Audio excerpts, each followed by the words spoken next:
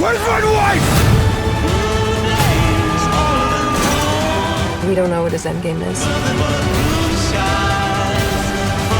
Frank's relationship with Sidney is also so layered, and I love the moments where they reassure each other from the perspective of a father, from the perspective of a daughter. Do you think by the end of the show, they have helped heal something in each other?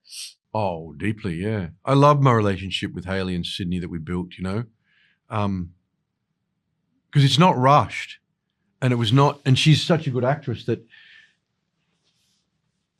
she didn't telegraph it, you know, because often you say, oh, we need to see more of this thing. There's this strange dance between us. I can't put a line on her.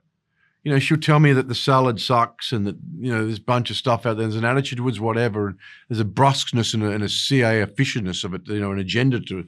But she allows me in within the complications of, she's also deeply trained in psychological warfare, you know, and coercement and all these things, you know, and so, but there's enough there between us to go, I do trust that person, I think, you know, which, you know, the spoilers, which makes the betrayal that much more bitter and also more violent. You know, it's a love story in a way, you know, it's another love story. And of course, when you find out, you know, as we're talking about spoilers, yeah? Yes. Oh, you know, when you find out that Frank's lost his daughter because of his own actions, actually, and that she's paid the price that he should have paid. Of course he cares for her, you know? And I like the fact, you know, as you get older, it's like there's a lot of wrongs done. There's a lot of things you think are unforgivable. There's a lot of these judgments, and then you go, well, it's just empathy, you know what I mean? We've all done things, and you can go, okay, well, you know, and Frank, he has empathy for her, even though he's still a lawman. You know, yes, she's still kind of, you know, because his buddy died in the thing. There's a complication, but he can't help, you know, right or wrong, when she's about to bleed out, you know, he's going to give his own life to get her better if he can. Yeah. That's so beautiful. I also really want to ask about Frank going up against Bradford in episode 9 because it's so juicy. Yeah. We see Frank's like sassier side jump out, which I really like. What was it like? I'm glad you saw that. I'm glad you saw that because we were deep into shooting it at that point, you know, and I hadn't done a scene with Alfre.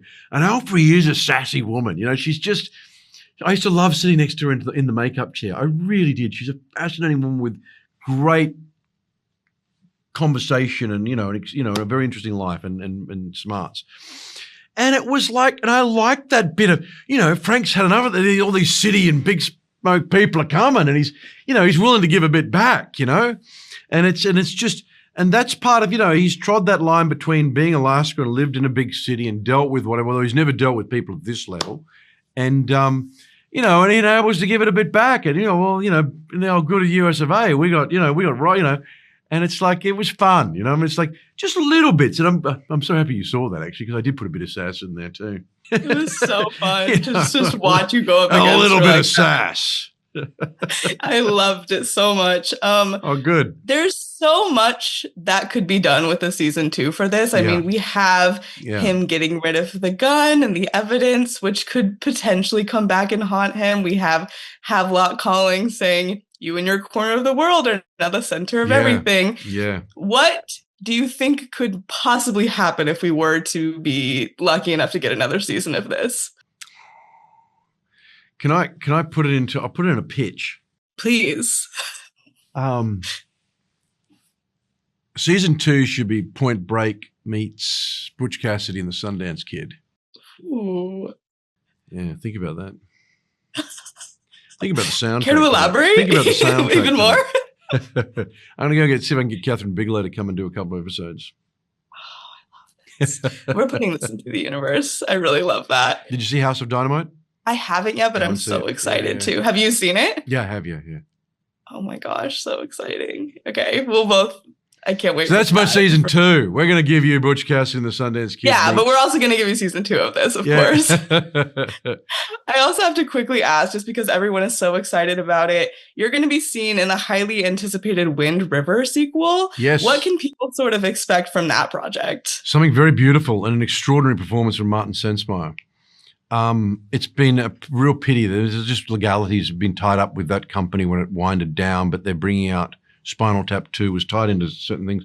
A deeper connection from what Wind River 1 was. You'll pick up with Martin Sensmeyer, who was in 1 but was a smaller character, and is in the same place and time. A couple of extraordinary performances. Chasakay is in that. There's just some great performances to come out in a beautiful place, and I've seen it too. It's visually beautiful, like really, the colors as well. Oh, I cannot wait for that, and I cannot wait for everyone to get to see this show. I could talk about it with you all day long. I do have to wrap, but thank you so much for your time. It was such a pleasure talking to you. Thank you very much. Merci beaucoup.